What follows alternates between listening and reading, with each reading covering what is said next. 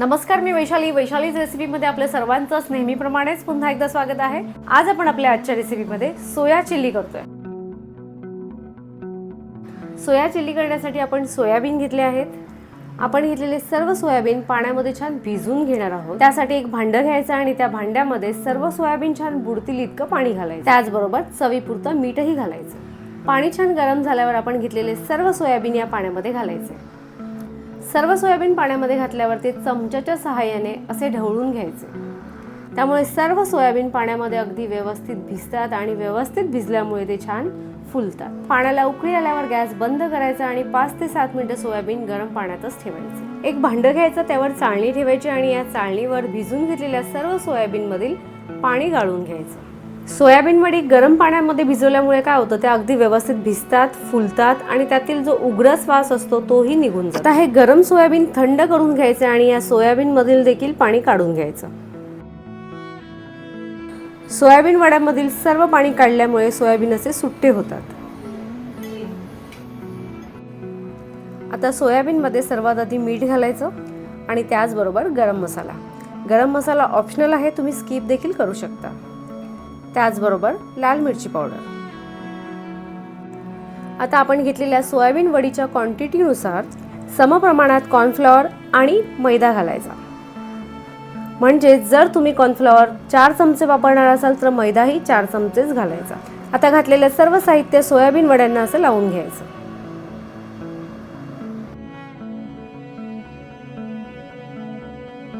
एक साइडला कढईमध्ये आपण तेल छान गरम करून घेतलं आहे। तेल गरम झाल्यावर गॅसची फ्लेम मात्र मीडियम करायची।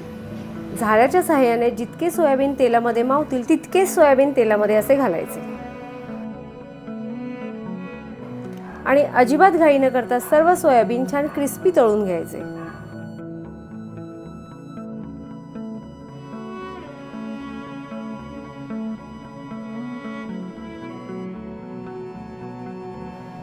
पाहू शकता आपले सर्व सोयाबीन छान क्रिस्पी तळून झालेले आहेत।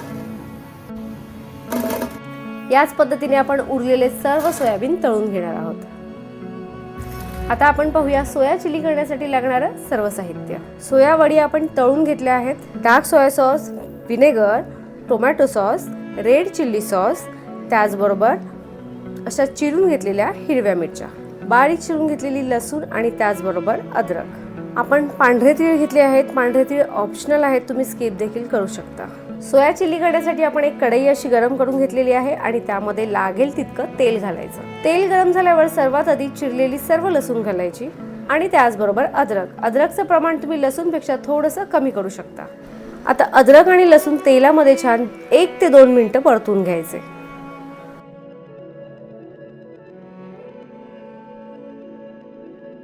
आता चिरलेली हिरवी मिरची घालायची आणि ती देखील अद्रक लसूण बरोबर अशी परतून घ्यायची। आता चिरून घेतलेली शिमला मिरची घालायची आणि त्याचबरोबर कांदा देखील घालायचा। कांदा आणि शिमला मिरची सर्व साहित्यामध्ये जास्तीत जास्त 1 मिनिट परतायचे।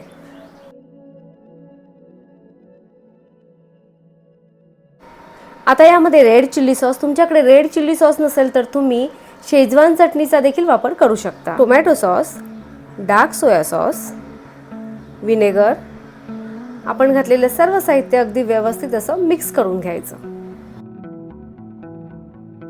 या स्टेजला आल्यावर आपल्याला जितकी ग्रेव्ही पाहिजे तितकं यामध्ये थोडंसं गरम पाणी ऍड करायचं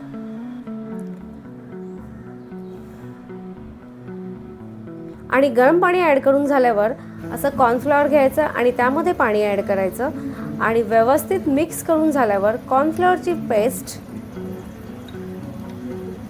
पाण्यामध्ये हळूहळू ऍड करायची। आपण ड्राय चिल्ली करतोय त्यामुळे पाण्याचं प्रमाण आपण ऍड केलं नाही, डायरेक्ट कॉर्नफ्लॉवरची पेस्ट ऍड केलेली आहे आणि ती अशी व्यवस्थित मिक्स करून घेतोय। आपण केलेला चिली सॉस जास्त घट्ट झालाय असं वाटलं तर यामध्ये थोडंसं पाणी ऍड करायचं आणि त्याचबरोबर चवीपुरतं मीठ घालायचं। आता घातलेलं पाणी आणि मीठ अगदी व्यवस्थित मिक्स करून घ्यायचं। आपल्याला चिली सॉस जितका घट्ट पाहिजे तितका तो असा छान शिजवून घ्यायचा। पाहू शकता सोया चिली करण्यासाठी आपला चिली सॉस करून तयार आहे।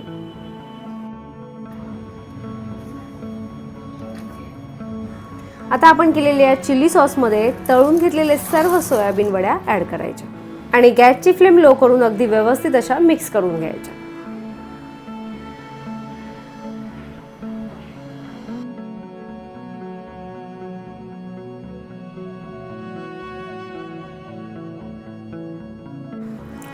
आपल्या सर्व सोया वड्या चिली सॉसमध्ये अशा व्यवस्थित मिक्स करून झाल्यावर गॅस बंद करायचा.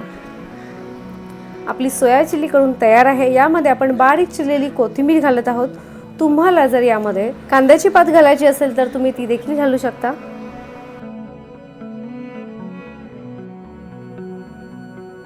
घातलेली कोथिंबीर छान मिक्स करून झाल्यावर यामध्ये असे पांढरे तीळ घालायचे. पांढरे तीळ ऑप्शनल आहेत. तुम्हाला जर ते नसतील घालायचे तर तुम्ही ते स्किप देखील करू शकता. आपली घरच्या घरी सोया चिली करून खाण्यासाठी तयार आहे. तुम्हाला जर स्टार्टर म्हणून काहीतरी खाऊसं वाटलं तर घरच्या घरी अशी तुम्ही सोया चिली करू शकता किंवा अशी सोया चिली करून त्यामध्ये पाण्याचं आणि कॉर्नफ्लॉवरचं प्रमाण थोडंसं जास्त ॲड करायचं आणि सोया ग्रेव्ही करायची. सोया ग्रेव्ही करून तुम्ही जिरा राईस किंवा फ्राईड राईस सोबत सुद्धा खाऊ शकता. तुम्हाला जर आपली आजची रेसिपी आवडली असेल तर आपल्या रेसिपीला लाईक करा, जास्तीत जास्त शेअर करा, नवीन असाल तर सबस्क्राईब देखील करा. ज्याप्रमाणे तुम्ही आपल्या सर्व रेसिपीज पाहता त्याचप्रमाणे सर्व रेसिपीज पाहत राहा. पाहता करतही राहा आणि करून झाल्यावर कमेंटमध्ये मात्र नक्की सांगा तुमची रेसिपी कशी झाली.